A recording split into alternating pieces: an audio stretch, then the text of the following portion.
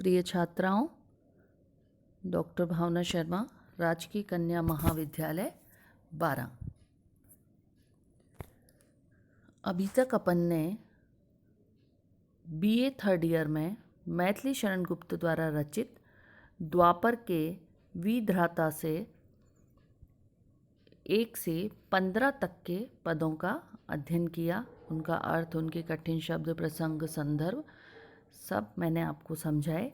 आज अपन मैथिली शरण गुप्त द्वारा रचित द्वापर के 16वें पद का अध्ययन करेंगे।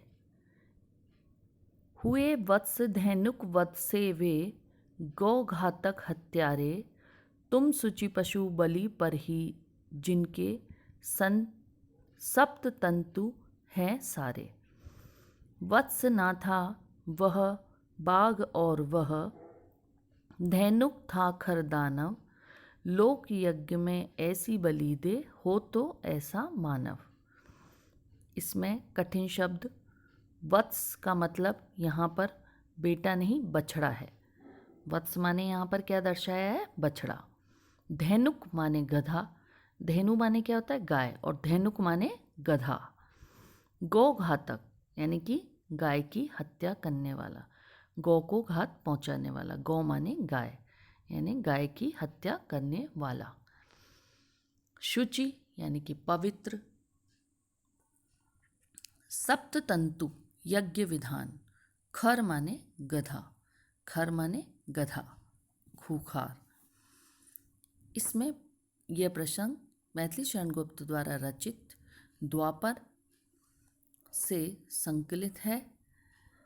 इसमें यज्ञपति को विधाता कहती है कि श्याम सुंदर यानी कि श्री कृष्ण, श्याम सुंदर कौन है? श्री कृष्ण का आचरण मानव हितकारी है, इसलिए उनका विरोध करना और उनके आचरण पर संदेह करना व्यर्थ है।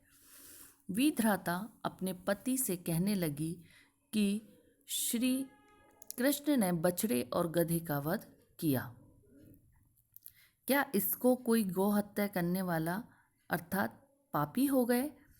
वो अपने पति से कह रही है कि यदि श्री कृष्ण ने गाय की हत्या और गौ की हत्या की या गधे का वध किया तो क्या वो पापी हो गए? तुम यज्ञ में प्रतिदिन पशु बलि देते हो, तुम्हारे सारे यज्ञ विधान पशु बलि से संपन्न होते हैं। पुराने समय में ये माना जाता था, कई जगह आज भी माना जाता है कि पशु बलि से ही यानी पशु की बलि देने पर ही यज्ञ संपन्न होता है। तो वो पूछ रही है कि पशु की बलि देने से क्या आप पवित्र हो गए? श्री कृष्ण द्वारा मारा गया बछड़ा वास्तविक रूप में बाघ था, यानी कि शेर था, अर्थात बछड़े के भेष में हिंसक असुर।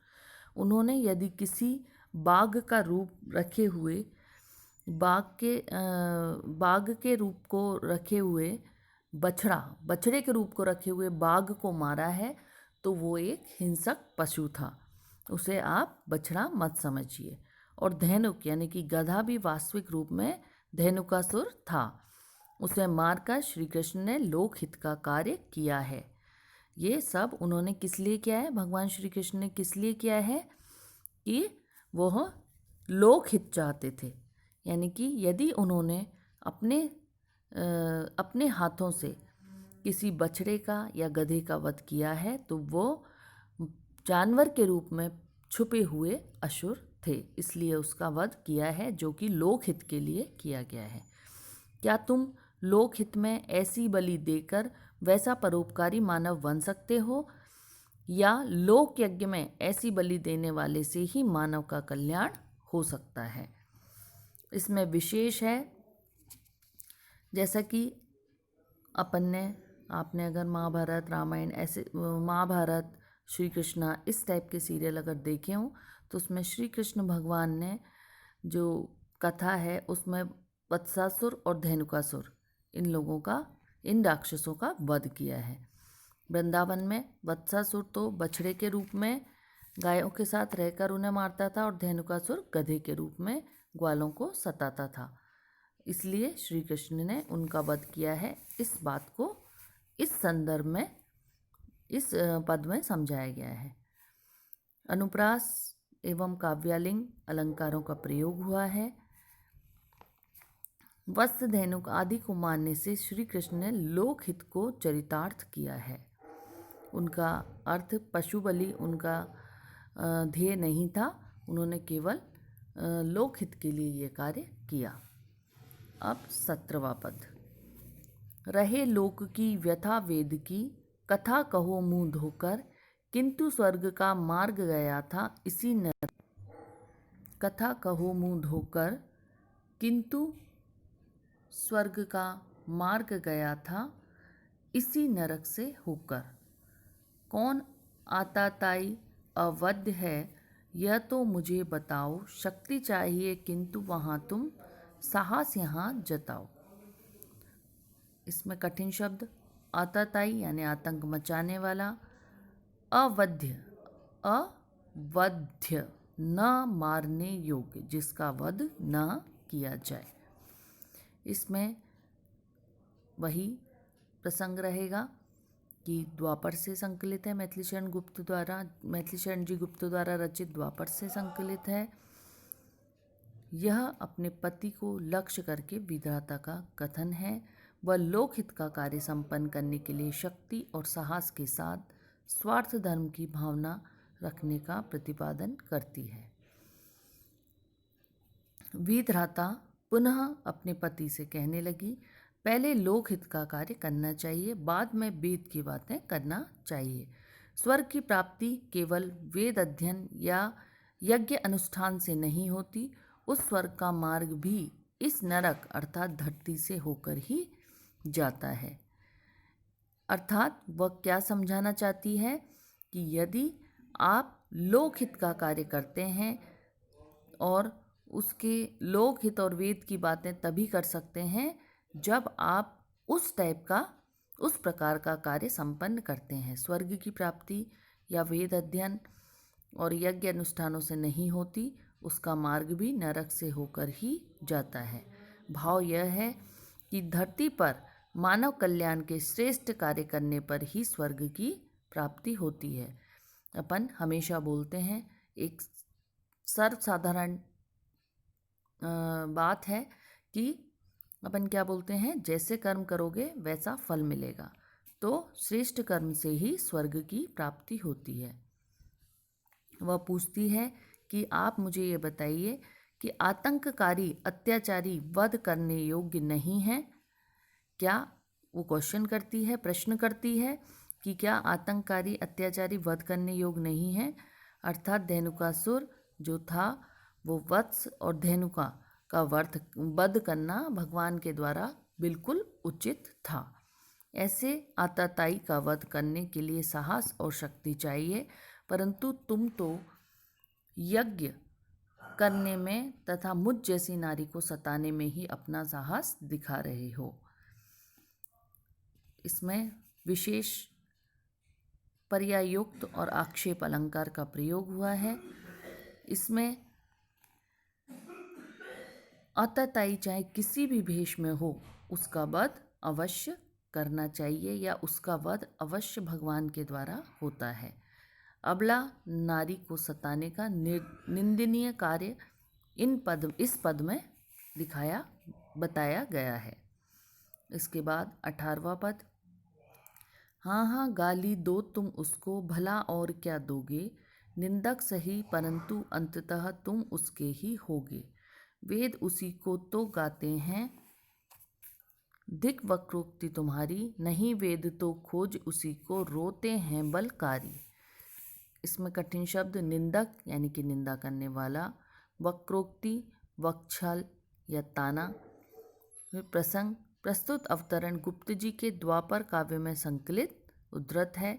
विधाता अपने पति के द्वारा श्री कृष्ण को गौ हत्या करने वाले बताने का आक्षेप पूर्वक कहती है कि तुम्हारा ऐसा कहना उनके अपने आप में वाक्छल है, यानी कि तुम अपने आप को धोखा दे रहे हो। यदि भगवान श्री कृष्ण को आप गौ हत्या का हत्यारा कह रहे हो तो आप अपने आप को ही धोखे में रख रहे हो।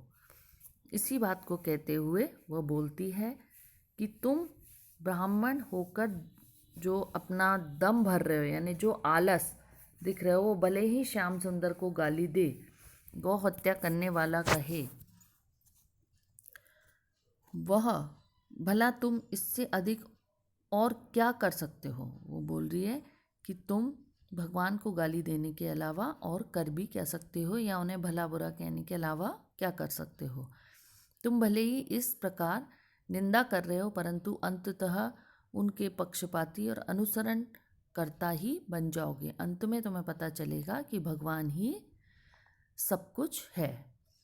तुम वक्र कथन और उपालंब के वचनों से यह कहते हो कि वेदों में उन्हें श्री कृष्ण का गुणगान किया गया है।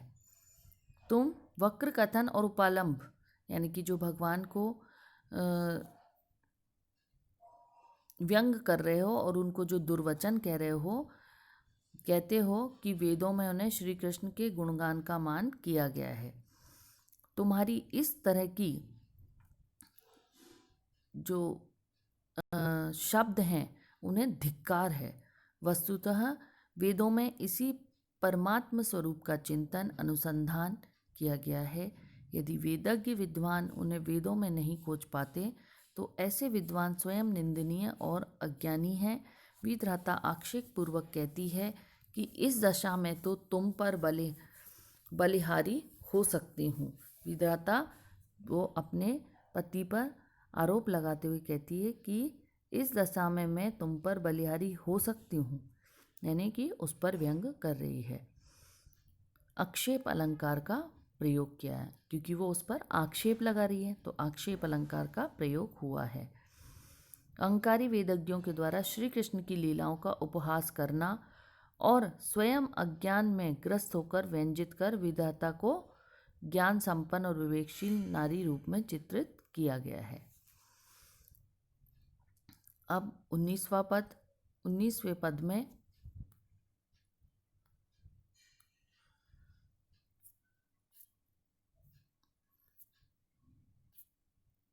तुम वेद में नहीं मिला यह वह तुम हो वेद ज्ञानी, किंतु वेद का अंत कहाँ है ध्यान धरो कुछ ध्यानी। कुछ छंद तक ही परिमित क्या उस अनंत की वाणी, नित्य नित्य नूतन भावों से भूषित वह कल्याणी। कठिन शब्द, परिमित यानी कि सीमित, अनंत यानी कि परमात्मा। वही पूर्व में जैसा प्रसंग मैंने बताया मैथिली शरण जी गुप्त द्वारा द्वापर से संकलित। इसमें विधाता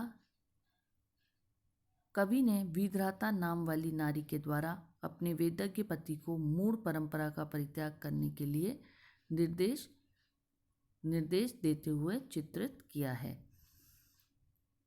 विधाता अपने वेदज्ञ पति से कहने लगी कि तुम तो परम वेद के ज्ञानी हो, क्या तुम्हें वेदों का अनुशीलन करते रहने पर भी वह यानी कि श्री कृष्ण अर्थात कौन, श्री कृष्ण के परमात्म स्वरूप नहीं ज्ञात है। तुम्हें वेद ज्ञान का अंत कहाँ तक होता है, वह कहाँ तक विस्तृत है, इस बात का भी तुम कुछ तो ध्यान रखो। वस्तुतः कुछ भी मंत्रों अथवा छंदों तक ही उस परमात्मा या उस परम ब्रह्म की वाणी सीमित नहीं है। वेद वाणी तो ब्रह्मा की वाणी है, वह अपरिमित अनादि अनंत सीमा तक व्याप्त है। वह सृष्टि का कल्याण करने वाली वाणी प्रतिदिन नए नए भावों से भूषित होती है, इसलिए उसका पार पाना और उसको यत्तता बतलाना असंभव है। इसमें वेद को ब्रह्मवाणी कहा गया है और अनुप्रास, यमक आदि अलंकारों का प्रयोग हुआ है। शब्दावली तत्सम प्रधान है और भावानुकूल भाषा का प्रयोग हुआ है। अब 20वां पद, नित्य नई अपनी रचना रचता है वह सृष्टा, देश देश में काल काल में है मंत्रों के दृष्टा। कृष्ण अवैदिक और राम की ठहरो धीरज धारो, वेदवाद रथ ठंडे जी से सोचो और विचारो। दृष्टा यानी कि देखने वाला, वेद पदार्थ यानी वेद ज्ञान में वाद विवाद रथ, वही पूर्व में जो बताया वही प्रसंग इसमें भी रहेगा। और इसमें वीरधाता ने परमात्मा की सर्वव्यापकता, श्री राम कृष्ण को परमात्मा का अवतार तथा वैदिक पशु बलि आदि की ओर संकेत कर यथार्थ का चिंतन करने के लिए कहा है। वीरधाता इस प्रसंग में पुनः वही विचार रखती है और वही बात कहती है कि वह संसार का निर्माता विधाता प्रतिदिन नई नई रचनाएं रचता है। वह अपने पति से कह रही है कि वह संसार का जो रचयिता है वो नई नई रचनाएं प्रतिदिन रचता है और सृष्टि का प्रसार करता है। वह परमात्मा ही प्रत्येक काल और प्रत्येक देश का स्थान या वैदिक मंत्रों का दृष्टा है। जो परमात्मा है वही वैदिक मंत्रों का दृष्टा है, यानी कि उन्हें देखने वाला है। इसलिए परमात्मा के साधक अवतार श्री कृष्ण और राम अवैदिक अर्थात वेद परंपराओं को ना मानने वाले कैसे हो सकते हैं। वो बोल रही है कि आप उन्हें अवैदिक कह रहे हो, जो सब कुछ करने वाला है वो अवैदिक कैसे हो सकता है, या वेद परंपराओं को ना मानने वाला कैसे हो सकता है। इस संबंध में तुम फिर से अच्छी तरह सोच लो। वो बोल रही है क्या आपने कहा है वो बिल्कुल सही है, इस बारे में आपको पुनः विचार करना चाहिए। वेदों के संबंध में वाद विवाद करने में लगे रहने वाले तुम ठंडे हृदय से सोच विचार लो कि श्री कृष्ण और राम की महिमा क्या है और क्या उन्हें अवैदिक कहना उचित है। इस बात पर यहाँ जोर दिया गया है। विशेष वेदों के मंत्रों और सर्वप्रथम परब्रह्मा ने साक्षात्कार किया है, इसलिए उन्हें तथा अन्य ऋषियों को वेद मंत्रों का दृष्टा कहा गया है, न कि रचयिता।